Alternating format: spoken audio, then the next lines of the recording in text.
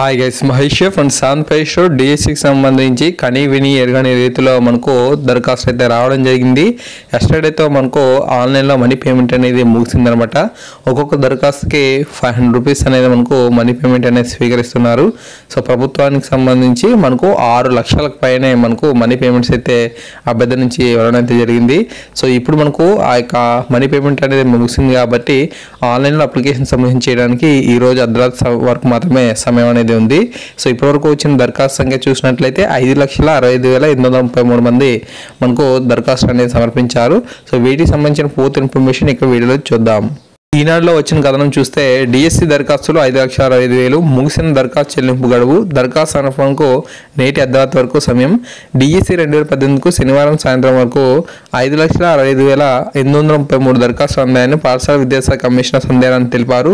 దరఖాస్తు రుసుము చెల్లింపునకు శనివారం అర్ధరాత్రితో గడువు ముగిసిందని, సమర్పణకు ఆదివారం సాయంత్రం అర్ధరాత్రి వరకు కూడా సమయం అయితే ఉంది. 6,06,325 మంది అభ్యర్థులు దరఖాస్తు రుసుము చెల్లించారు.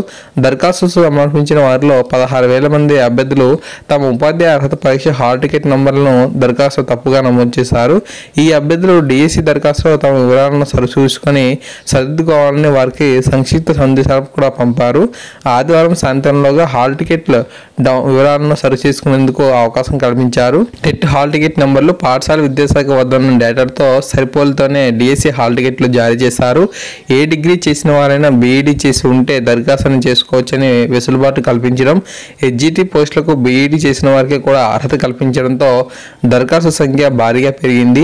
ఒకే అభ్యర్థి హెచ్జిటి స్కాలర్షిప్ పోస్టులు కూడా దరఖాస్తు చేసే అవకాశం ఉండడంతో దరఖాస్తులో 6 లక్షల పైనే రానున్నాయి అని చెప్పి ఈనాడులో మనకు కథనం అయితే రావడం అయితే జరిగింది. సో ఫ్రెండ్స్, మనకు ఆన్లైన్ అప్లికేషన్లో మీరు సబ్మిషన్ చేసేటప్పుడు మీరు ఖచ్చితంగా టెట్కి సంబంధించి ఎగ్జామ్ అనేది గతంలో పాస్ అయ్యారని చెప్పి అడుగుతుంది. అక్కడ మీరు హాల్ టికెట్ నెంబర్లు అనేది కరెక్ట్గా ఇస్తేనే మనకు ఈ దరఖాస్తు అనేది స్వీకరించడం అనేది జరుగుతుంది అనమాట.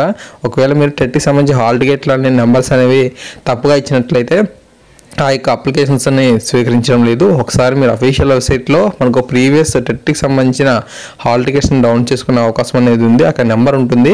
మీరు మీ యొక్క Aadhaar card number, date of birth ఇచ్చి కూడా మీ యొక్క ఇన్ఫర్మేషన్ పొందొచ్చు. ఆ యొక్క హాల్ టికెట్ నెంబర్ని ఎంటర్ చేయండి. ఓకేనా? సో ఈ విధంగా మనకు 16,000 మంది అభ్యర్థులు అయితే ఈ యొక్క టెట్కి సంబంధించి హాల్ టికెట్ నెంబర్లు అయితే తప్పుగా వేశారంటే అందువల్ల యాక్సెప్ట్ అని అవ్వడం లేదు. ఎడిట్ చేసుకునే అవకాశం అనేది ఈ రోజు వరకు కూడా ఉంది కాబట్టి ఆ యొక్క అవకాశం సద్వినియోగం చేసుకోండి.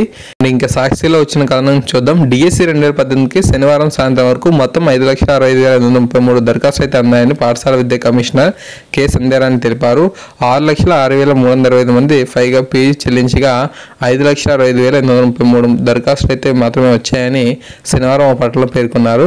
ఇందులో దాదాపు 16,000 మంది అభ్యర్థులు తమ యొక్క హాల్ టికెట్ నంబర్లను ఆన్లైన్ దరఖాస్తులో తప్పుగా నమోదు చేశారన్నారు. సర్దుకోవాలంటూ వారికి సంక్షిప్త మెసేజ్లు కూడా పంపించామన్నారు. సో ఈ విధంగా ఎవరైతే మనకు హాల్ టికెట్ నెంబర్స్ అనేవి మిస్టేక్గా వేశారో వారికి మెసేజ్ రూపంలో కొన్ని ఇన్ఫర్మేషన్ అయితే రావడం జరిగింది. ఎయిట్ ఆప్షన్ అయితే మనకు ఉంది కాబట్టి ఆ యొక్క టైంలోనే వీటికి మనం ఎడిట్ చేసుకునే అవకాశం అనేది ఉంది కాబట్టి అఫీషియల్ వెబ్సైట్ మీరు ఒకసారి మళ్ళీ వెళ్ళి ఈ ఇన్ఫర్మేషన్ ఎడిట్ అనేది చేసుకోండి. ఆదివారం సాయంత్రంలోగా డిఎస్సి దరఖాస్తు టెట్ హాల్ టికెట్ నెంబర్లు వాటికి సంబంధించిన వివరాలను సర్దుకోన్నారు. లేదంటే మనకు హాల్ టికెట్ నెంబర్ డిఎస్సికి సంబంధించి రాదని కూడా చెప్పడం అయితే జరిగింది. సో ఖచ్చితంగా మీరు మీకు హాల్ టికెట్ నెంబర్స్ కానీ ఇతర ఇన్ఫర్మేషన్ కానీ కరెక్ట్గా ఇచ్చినట్లయితేనే ఆ యొక్క టెట్కి సంబంధించిన ఇన్ఫర్మేషన్ కూడా లింక్ అయితేనే మనకు డిఎస్సి సంబంధించిన హాల్ టికెట్లు అనేది వస్తాయంట. ఓకేనా? సో తర్వాత మనకు ప్రజాశక్తిలో వచ్చిన కథనాన్ని కూడా చూద్దాం. ఉపాధ్యాయ నియామకాలకు సంబంధించిన డిఎస్సికి అభ్యర్థులు 6 లక్షలకు దాటారు. శనివారం సాయంత్రం వరకు ఫీజు కట్టిన అభ్యర్థులు 6,06,325 మంది ఉన్నారు. వీరిలో 5,60,833 మంది దరఖాస్తు చేసుకున్నారు.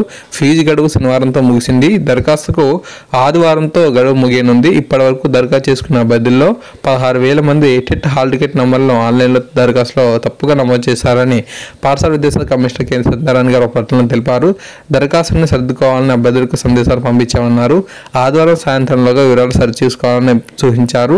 టెట్ హాల్ టికెట్ నంబర్ ఇతర వివరాలతో సరిపోకపోతే డిఎస్సి హాల్ టికెట్ జనరేట్ అవ్వదని వివరించారు. స్కూల్ అసిస్టెంట్లు, టీజీటీ భాషా పండిత పోస్టులకు దరఖాస్తు చేసుకున్న అభ్యర్థులు టెట్ ఉత్తీర్ణ సాధించి ఉండాలని, లేదంటే హాల్ టికెట్ పొందలేరని చెప్పి దానికి అనుభవం కూడా చెప్పడం జరిగిందనమాట.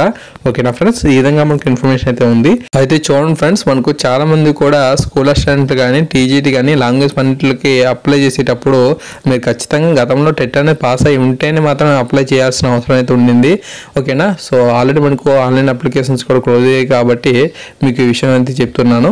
ఏంటంటే మనకు మీరు గతంలో కనుక ఈ ప్రీవియస్ టెట్లో కనుక పాస్ అవ్వకపోయినట్లయితే ఇప్పుడు మీరు మనీ పేమెంట్ చెల్లించినా సరే మీరు డిఎస్సికి ఆన్లైన్ అప్లికేషన్ సబ్మిషన్ చేయలేరు.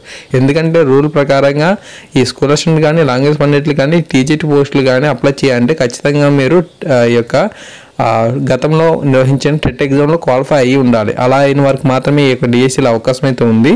Okay. So thanks for watching this video. ఇటువంటి మరిన్ని అప్డేట్స్ కోసం మన ఛానల్ సబ్స్క్రైబ్ చేసుకోండి. Thank you.